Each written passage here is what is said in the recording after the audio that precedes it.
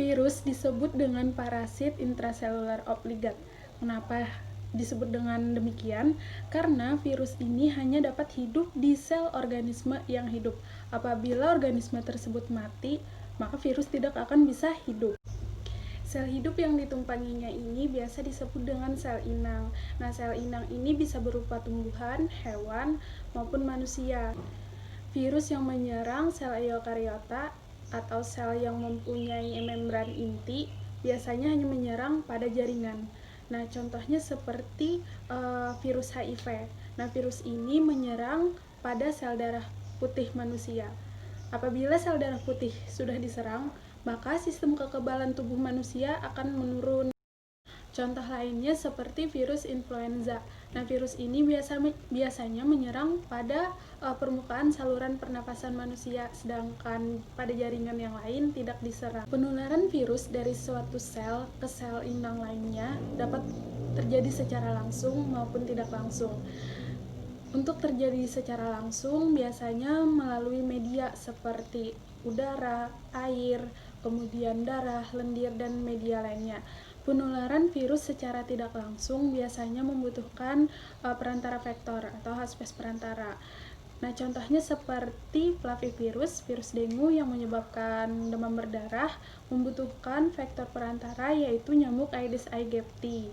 Virus berkembang biak dengan cara replikasi atau perbanyakan diri. Nah, energi dan bahan sintesis proteinnya pada virus ini diambil dari sel inang. Produksi virus secara umum berlangsung dalam 5 tahap. Yang pertama ada absorpsi, kemudian ada penetrasi, sintesis, lalu pematangan, dan yang terakhir lisis. Pada tahap adsorpsi, virion atau virus yang lengkap akan menempel pada bagian permukaan reseptor pada sel inang dengan menggunakan serabut ekornya. Selanjutnya pada tahap penetrasi, selubung ekor virus akan berkontraksi dan membentuk lubang pada membran sel, kemudian menginjeksi materi genetik yang ada pada kapsid sehingga kapsid virus menjadi kosong. Selanjutnya, tahap sintesis atau eklifase. Pada tahap ini, DNA sel inang dihidrolisis dan dikendalikan oleh materi genetik virus untuk membuat asam nukleat atau salinan genom dan protein komponen virus. Yang keempat, tahap pematangan.